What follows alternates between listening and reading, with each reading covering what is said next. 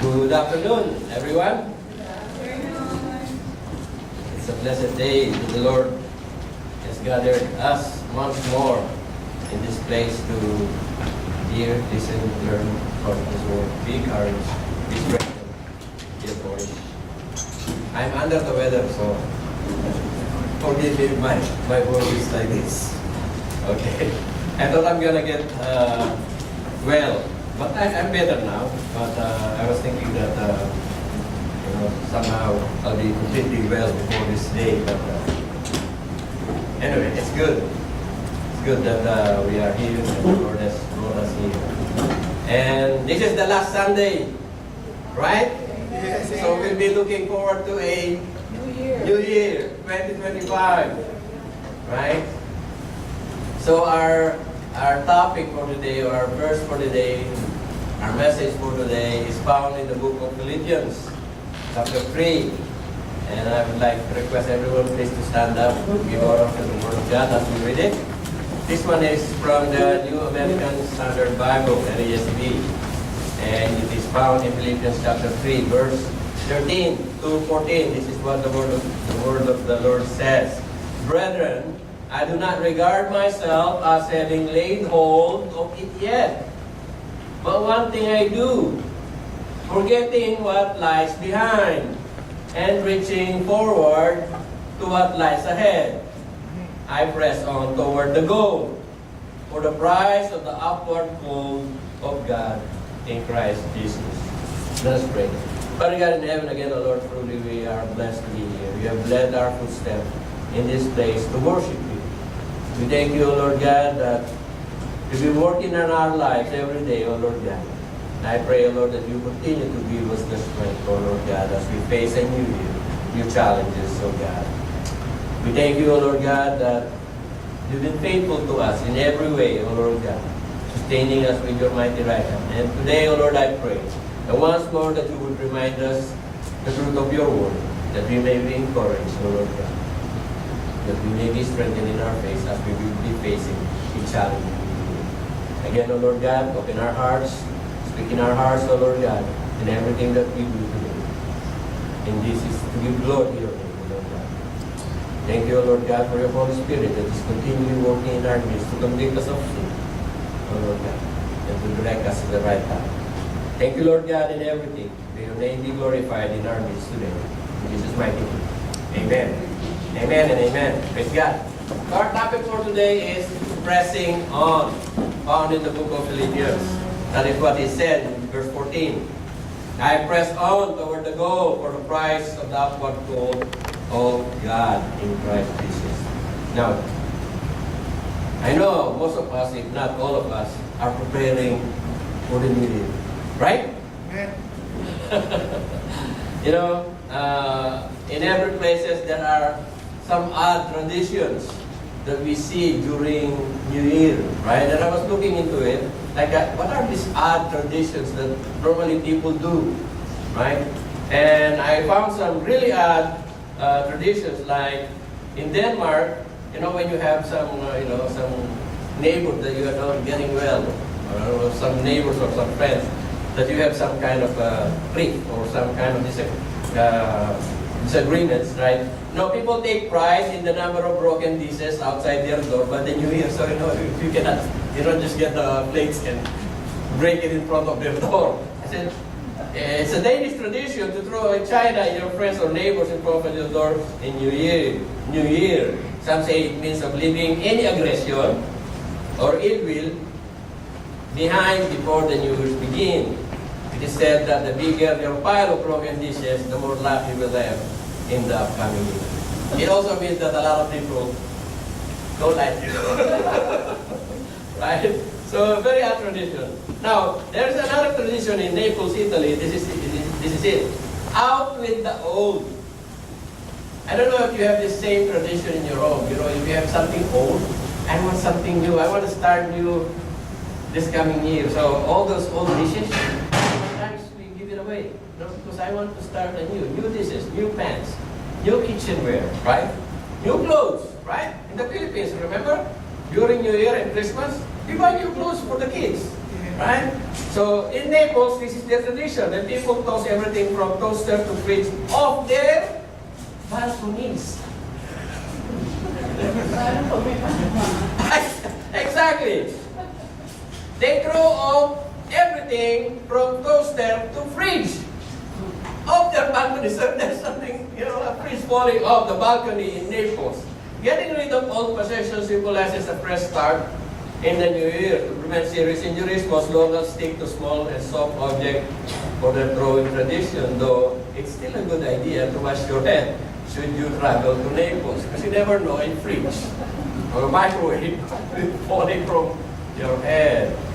And I know in the Philippines we also have some odd tradition. I don't know if anybody has prepared it already today or now. There's some people, they collect fruits that are round. Is that correct? 12 fruits, right? It represents every month of the year. You have 12 round fruits. Okay, it has to be round, right? So, it is a Filipino tradition. And there are other traditions like burning scarecrow, breaking plates, hanging onions. Hanging onions? But it's very odd. But what it tells us is that when there is a coming new year, there's always something to anticipate. And most of the time, we are anticipating for something that is good, right? We always greet people a blessed new year, a prosperous new year, a healthy new year, a good health for the whole year. So we always greet somebody or wish somebody good luck or a blessing or whatever, like something that we wish them to be in good health or to be prosperous, something like that, right? So now here, in Philippians chapter 3, Paul is writing the Philippian church. But situation here is not the same as what we have now.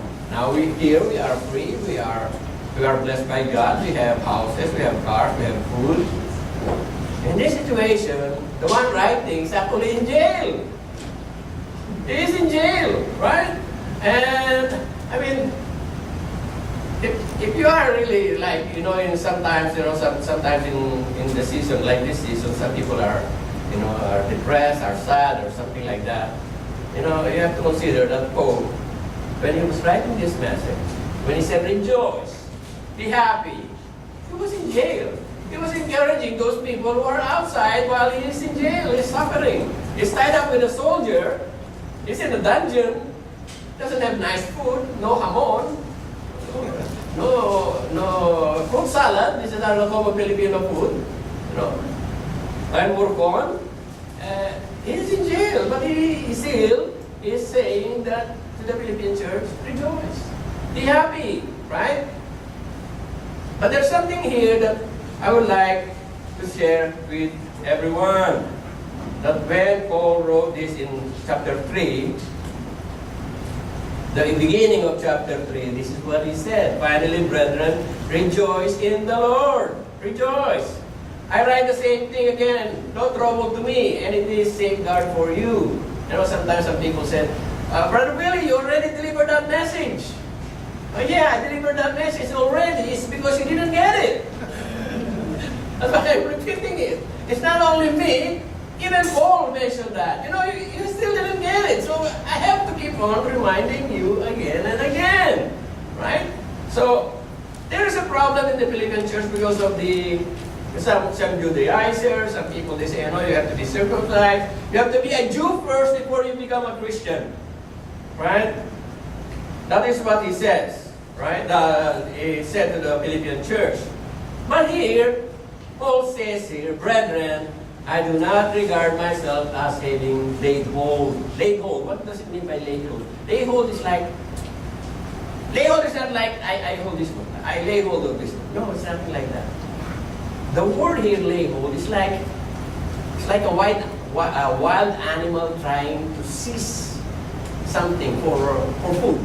Those National Geographic documentaries where you see the animal, they're running so fast, they want to grab this prey, right? They want to catch it, they want to seize it, they want to grab it. That is what it means. To lay hold, not like Okay, I lay hold of this. No effort. What is this? There's no momentum. There's no urgency. It's something like, okay, lay hold of this one, okay. In the animal kingdom, if they don't, they don't chase them, they don't have eagerness, they don't have an anticipation to catch their animal, what happened? They're gonna die because they're not gonna have food. Right? This is the same word that Paul is saying. Laid hold. Meaning to seize, to grab, to take the opportunity, to persevere, to exert a lot of effort. That is what he says. Right? But he says that I do not regard myself as having laid hold, but one thing I do, he says there. Forgetting what lies behind. That's the first thing.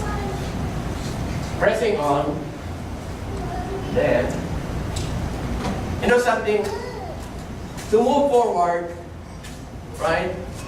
In order to move forward, we have to leave behind something, right? The runners, in the Olympic, or the marathon, if you look at them, most of them are skinny, right? And they don't carry a lot of things, even water. They don't carry water, or they take the water on the road, because anything that adds up to their load slows them down, right? Slows them down. And something, sometimes that hold us down is something that is behind, right? Like this in this picture, forgetting what lies behind. Sometimes there is an anchor and there's a big chain that is tied up on our ankle and is hooked up in the past and prevents us from moving forward. Right? What are these? Some people, because they have I would say, very colorful past. And people who have done a lot of things that eventually they have regretted. These things hold them, in the past. They couldn't move forward, they couldn't serve God because they think that they are not worthy. Oh, I've been like this, I'm a bad person. I've done this, I've done that. Sometimes the devil, try to remind you of these things. Things that you have done that you're not proud of. Things that you've done that, they're not really pleasant. You don't want to say about things, tell people about it. These are the things sometimes that holds us in the past and keeps us from moving forward. That is what, Paul says, I forget what lies behind, There is a saying that, with regards to forgetting, I think the husbands are very good with it. Right?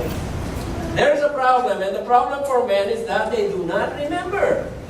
They forgot their anniversary. They forgot their wife's birthday.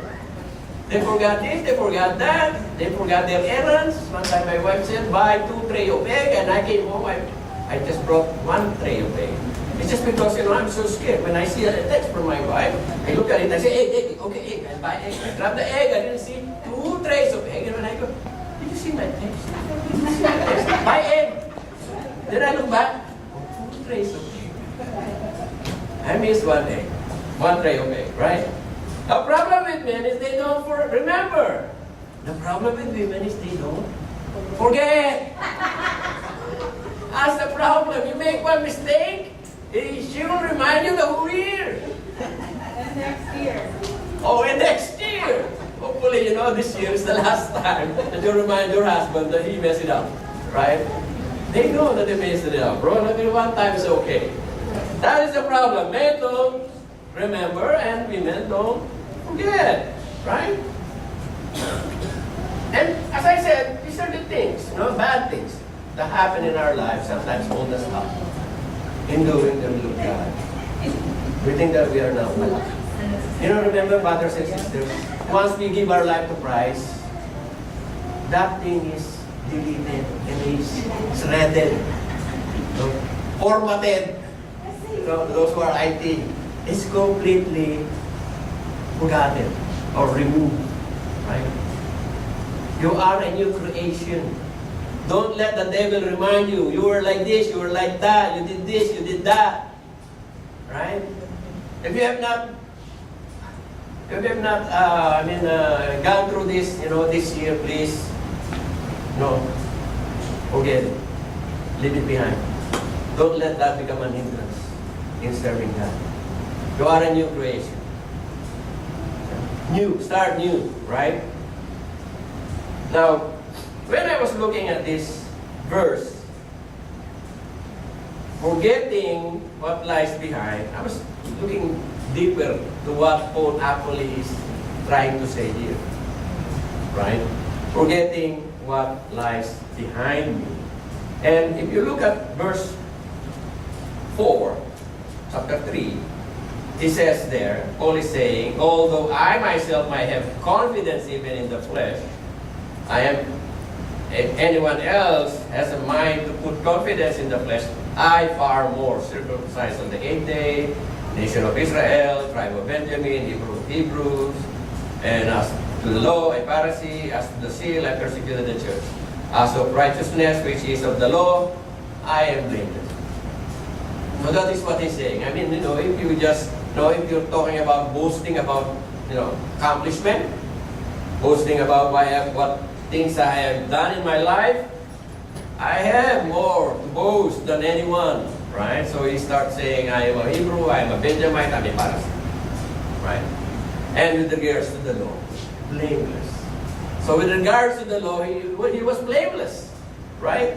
I was listening to one preacher, and he was saying, he's a Jewish preacher, and he was saying when Paul mentioned that he was a student of Gamaliel, and this guy says, the rabbis or the teachers, the top of the line of the teachers, right? Gamaliel is a grandson of Hillel, right? The elder.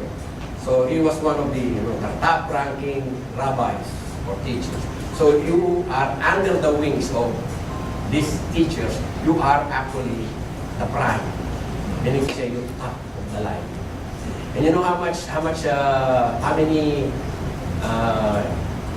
people apply for this? 1,000 people apply for it. Meaning to say, out of the 1,000 people that wants Gamaliel to be the teacher, only Paul became the student. They only take one out of the 1,000. So if you consider how Paul is really into the Word of God, that's how he is. He's the prime. He's the top notch of the top notch. The best of the best with regards to the law. He's the top of the Pharisees. That's why when he boasts this, when he says this to the Judaizers, they could not refute him because that is true. They know Gamaliel, right? And this is what he was saying, It's not the accomplishment, it's not the success that he was saying here. But look at it, in 7 and 10. It says there, but whatever things were gained to me, those things I have counted as loss for the sake of Christ. So he was saying all these things that I have accomplished in my life, all these good things, all these things that would, I would be proud to stand in the front, in the sight of God, and I would brag all these good things that I have done. I count them as rubbish for the sake of Christ. More than that, I count all things to be lost in view of the surpassing value of knowing Christ. So what he was saying is, all these things, good things, not bad things. Right? All these things that I have accomplished as a Pharisee, as a blameless guy, as a Jew of the Jews, Hebrew of the Hebrews, in the line of Israel, all of these things that I count would favor me when I go in the sight of God, in the front of God, I count them rubbish. So he was saying actually here, not bad things, but good things. But good things that would be favorable to him, he said, I would count them as rubbish in order to have a relationship with Christ. Meaning to say, anything that you think that you did that favors you, I help somebody, I donate these things, I've served this, I've served that. That's actually what this Paul is saying. like on the rubbish. Forget.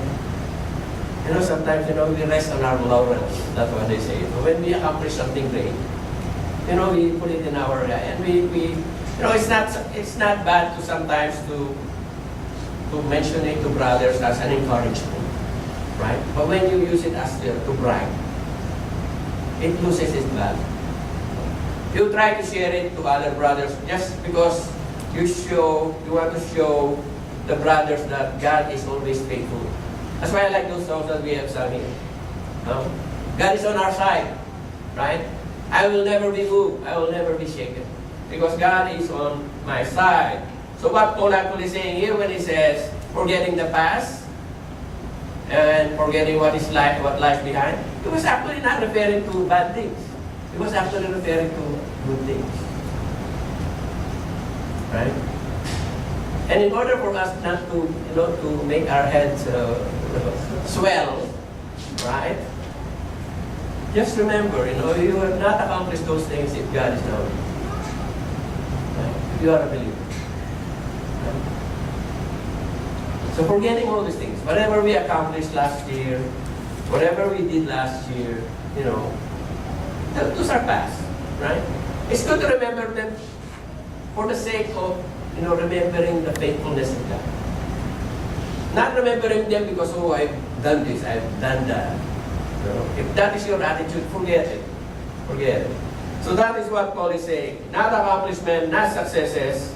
And of course, sometimes, you know, especially new Christians, where we are, as I have said, you know, it's like that. It's like a chain. It's like an anchor that they cannot move forward because they think that they are not worthy. But I hope, you know, whatever is that, you know, whether it's good thing or bad thing, Paul is saying, one thing I do, forgetting what lies behind. You know, in order to move forward, we need to forget what lies behind. Don't let the past drag you or prevent you from reaching your goal. Now, the second thing he says there, or the third thing he says there, reaching forward what lies ahead. Of course, if you want to move, you need direction. Right? If you want to go from here to there, you need to know where you're going or where you are heading. You need to have a goal. I think I gave this example one time, the Alice in Wonderland. And Alice is, he was in this road. And he was asking the cat, okay, I want to leave this place, I want to go somewhere, and which is the right way? And the cat says, well, it all depends where you're heading, And Alice said, I don't care, as long as I get out of here. And the cat says to her, then it doesn't matter. It doesn't matter, you go here or you go there. If you go here, you leave this place, you go there, you leave this place. The problem is, you have no destination. You just want to be living where you're stuck in. And the problem with that mentality is that, they're saying, out of the lion's den, into the bear's cave. The bear is worse than the lion. Because the lion will kill you first before he eats you. The bear, no. The bear will eat you even you're still alive. That's the problem. You want to get out of this, you're stuck. You want to get out. And, anyway, as long as I'm out of it, that's a big problem. You want to get out of this stuck situation, but you have no destination. You have no goal. You have no direction. You never know. If you get out of that situation, you might end up in a worse situation. That's the good thing that Paul is saying here. Reminding us Christians, if we are stuck, we have to have a direction. We need a direction. Right? And he was saying here, reaching what lies ahead. The verb used here is epecteno. I don't know Greek, but that's how I pronounce it. Used in the New Testament to convey the idea of stretching forward, extending oneself toward the goal. It implies an active, intentional effort to reach or attain something that lies ahead. It is intentional, it is active to attain something what lies ahead. It's not something that casually, it's just like this and this, so this is my goal, right? The term is associated in the pursuit of a spiritual goal and the Christian life of faith, emphasizing perseverance and forward momentum. To those who know physics, what is momentum? When even in exercise, you have momentum, right? You cannot start fast right away.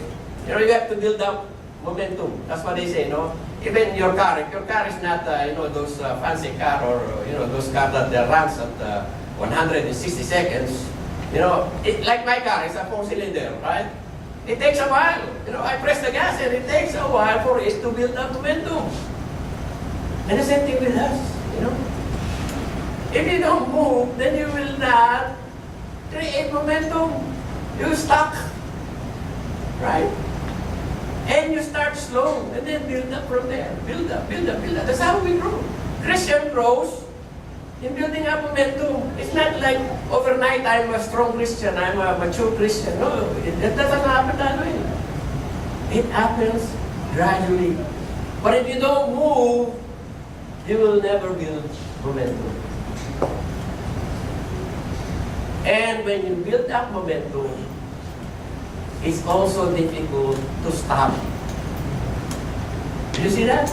Those people who are involved in the ministry, they are in such momentum that it's hard to stop them. Right? So, there are brothers and sisters here that would encourage you and me, to build up momentum. Start this year, or start tomorrow, or start today. Right? Don't wait for the new year. So he said that, persevere, forward momentum. Sometimes we do have momentum. The problem is wrong direction. We have a momentum, but where are you heading? Right? You're heading on the opposite direction. Your momentum is away from God rather than towards God. If you are those people who knows math and physics, when your force is directed straight, 90 degrees, from here, like that, straight, the force is stronger. But if you put it in like a 45-degree angle, it has a horizontal force, right? So that force, if it's in 45, it's let's say 100, it is divided into two, 50 here and 50 on the other side.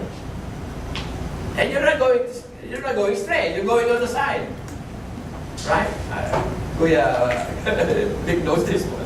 So it's not only moving forward; it's also direction. Direction, very important. That's what he said. One thing I do: forget what lies behind, reach towards what lies ahead. Now, and it says there in 14. Okay, sorry. Forgot it. Then reaching forward. Press on toward the goal. As I was saying a while ago, there must be a goal. What is our goal? Paul here says, I press on toward the goal for the prize of the upward call of God in Christ Jesus. What is that goal? What is that goal that Paul is saying here? What is my goal? Some people say, my goal is to be in heaven. Right? My goal is to be in heaven. But they forgot that there is a requirement to be in heaven. Before you could go to heaven, there is a requirement that God wants. And that is what Paul is saying here. I am pressing on toward the goal. And what is that? Let's read. 17. Brethren, join in following my example and observe those who walk according to the pattern you have in us. That's what he said, right? It's like Paul is saying, imitate me as I imitate Christ. That is what he's saying. My goal is to be like Christ. That is my goal. Forget about heaven. Once you become Christ-like, guarantee you will be in heaven. That is the goal, to be like Christ, right? The upward call of God in Christ Jesus is to be like Him, to be like our Lord Jesus Christ, right? I press on, pursue, chase something with intensity, reflecting the sense of urgency and determination. That is press on, you know? Press on, to pursue, to chase.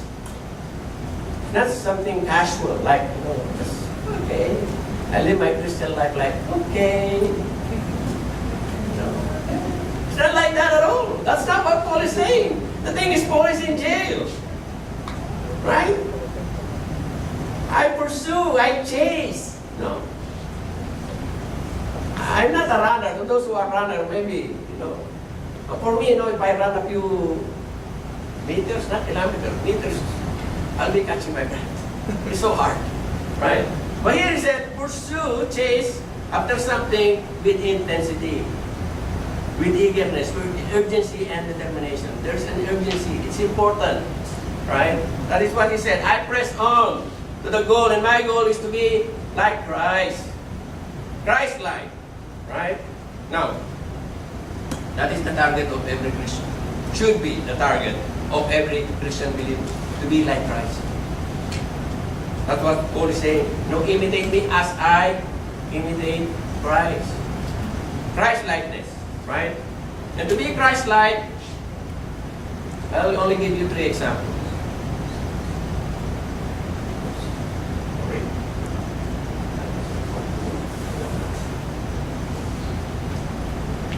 First one, 3 things you have to remember to be Christ-like.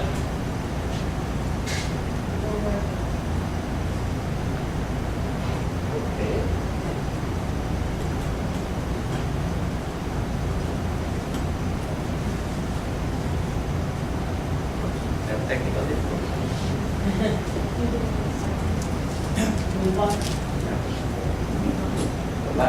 Okay. Let's go. Okay. There are 3 things. Okay. I would like to. These are just 3 major things. First thing is obedience. Okay, this is one word. There. Obedience. Obedience. To be Christ-like is to obey God. But how are you going to obey God? What are the requirements of God for obedience? We have to know the word. We have to know this. If you don't know this, you think you're obeying God. Like a lot of people that I've been talking to, they think that they're obeying God. When you ask them about the Scripture, they don't know anything about the Scripture. So, what are they obeying? They think they're obeying, but they're not really obeying. Because they only pick what they want. And they leave behind what they don't like. And some people, they don't want to read their Bible. You know why? I had the same feeling before when I was a new Christian. I don't want to read the Bible. You know why? Because the moment I read the Bible, I see all my faults. It convicts me. It's better that I don't know the Bible. You know, if I don't know the Bible, nothing convicts me. That is the mentality. Doesn't make you innocent. You're still guilty. You know, even if you don't know, you say to God, no, I don't know. Like, in the traffic, who are driving here? I don't know, the speeding is only 100. And you're traveling 150. And the police say it doesn't matter whether you know or not. You're guilty. The same thing with the Word of God. You cannot say to God, I don't know your commandment. That's why He gave us the Bible. Some people, they don't want to read it because they say it's too holy. You understand it? No, I don't. You want me to explain it to you? No, I don't want you to explain it to me. Oh, you're stuck. Hey, it's so sad, you know.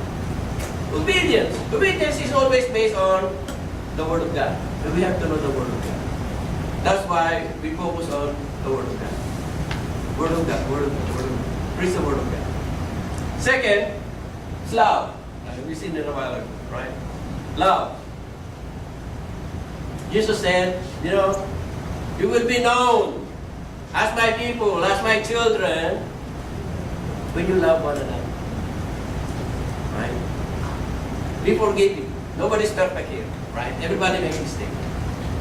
It's good to, you know, advise or, you know, counsel brothers and sisters when you see something happening, right?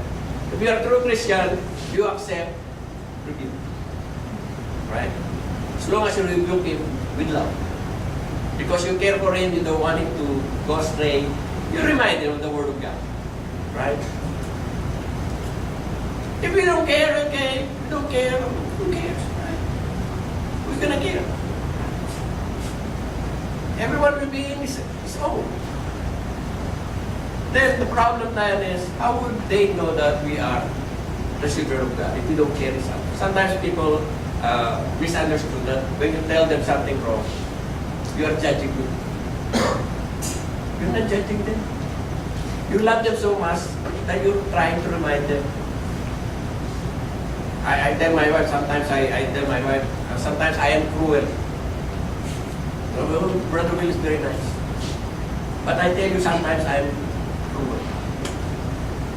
You know why I say that, or sometimes I'm cruel? I tell you, I advise you 1, 2, 3. If you don't do, let it go. I tell you 1 time, I tell you 2 times, I tell you 3 times. Don't. I don't want to waste my time telling you 10 times if you don't listen. It's useless. I would rather direct my effort, my energy, my time to those people who are willing to listen. My wife and I were listening to one guy saying to one Muslim guy, it's very clear that it says in their scripture that their God deceived the Christian in seeing Jesus Christ crucified. But in fact, He is not. It's in your book? Yes. It's the book says their God make it appear that Jesus is crucified when in fact He's not.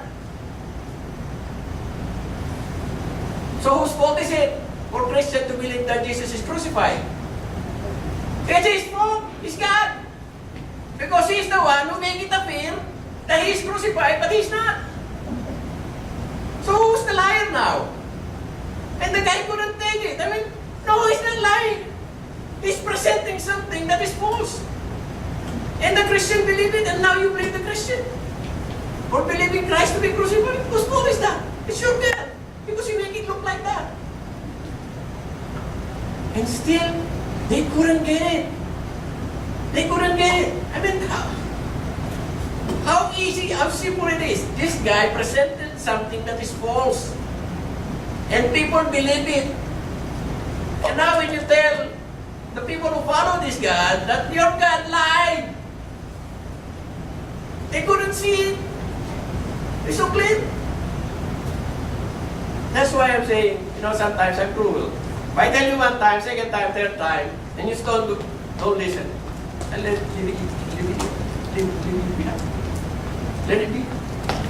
I would rather spend my effort on people who would be willing to listen. Maybe it's not time yet. You know, even with your family, your loved ones. I'm not saying to stop. What I'm saying is, you know, pray for them. Pray for them. Right? Because your family will be your family. It's not like the casual person that you see on the road. Your family will always be your family. Right? Pressing on, pursue, right, on Christ-likeness, obedience, love. And the last one is humility. A very tricky thing. Very, very tricky thing. When you think that you are humble, then you lose it over. That's a problem of humility. I'm very humble, you know, I did this, I did that. And you're just bragging about your humility. You lose it already, you don't even know. Right? And it's so hard. This is very, very hard.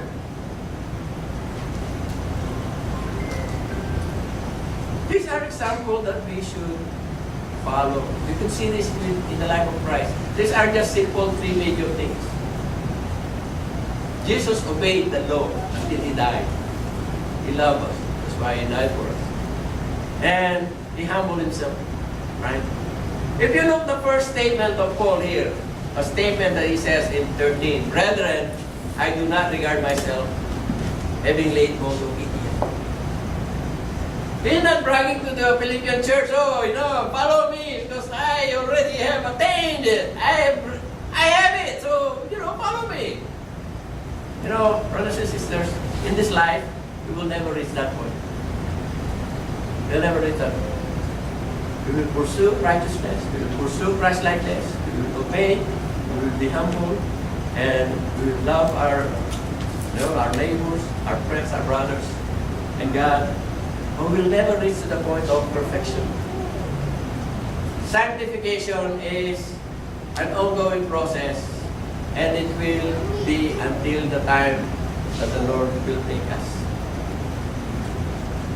And that is the moment of glorification.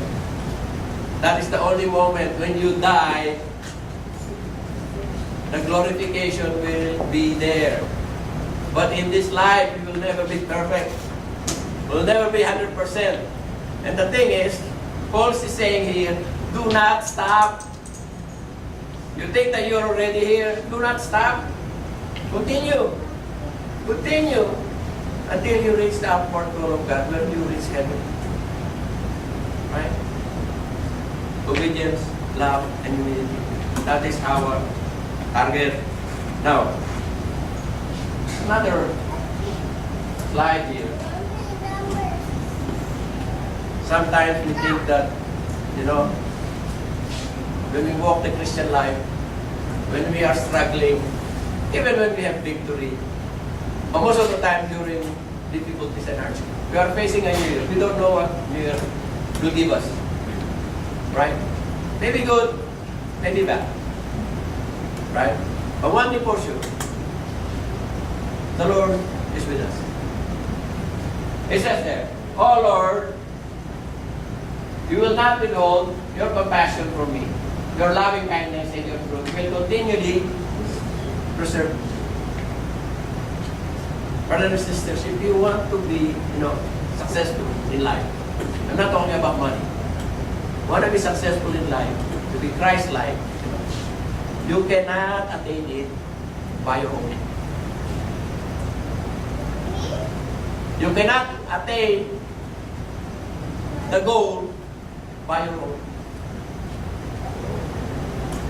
Only those people who give their life to Christ and those people who are guided by the Holy Spirit will make it. And let us pursue that. Let us pursue Christ-likeness. The Lord will sustain us, will preserve us, because God is with us. Right? Even when we stumble, the Lord said, even if we stumble, I can make him stand up again. A Christian never stumble and stay stumbled. He always, even he stumble 1,000 times, he will stand up. Right?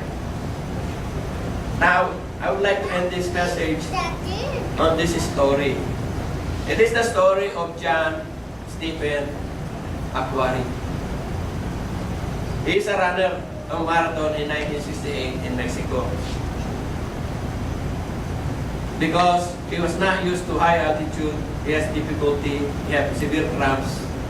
He was hit by other runners. He was battered, bruised, dislocated knee, and a smashed shoulder. Most athletes would have quit it there and there. But Akhwari wasn't like most athletes. Despite his injuries, he insisted in continuing. With a bandaged leg and a noticeable limp, he pressed on. More than an hour after the winner had finished and most of the crowd are gone, Akhwari finally entered the stadium. A few spectators who remained rose to their feet, cheering him on as he crossed the finish line. Not for glory, but for something far more profound.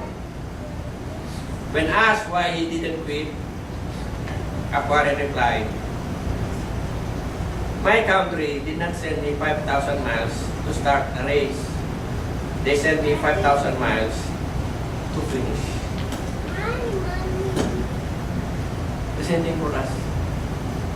It's not a matter who's fast. It's not a matter who's intelligent. It's not a matter who's eloquent. It doesn't matter who you are. Our goal is to finish. Doesn't matter one would come first or will be the last one. The important thing is as long as we finish the race. Like Moses, I finished the race because he will be executed. We don't know when that time is, when we will finish the race. Either in 10 years time, in 5 years time, or 20 years time. We don't know. The only thing we have to do is to continue to press on what the Lord has said in our path. Let us pray. Father God, again, O Lord, we thank you for reminding us of the great truth of your word. That we as your children, O Lord God, should press on toward the goal to be like Christ. We know it's not going to be easy as we are facing a new year. We don't know what new year lies or what lies before us, O Lord God. But we know, O Lord God, that you are on our side. We know that you will never leave us nor forsake us. No matter what challenges we'll be facing ahead of us, we know that we're not going to be alone. We know we have brothers here that will comfort us and strengthen us and will remind us that we're not alone. And in you, O Lord, as Paul said, we can do all things. I can do all things because of Christ who truly strengthens me. May the honor, the glory, the praise be to you alone in Jesus' name.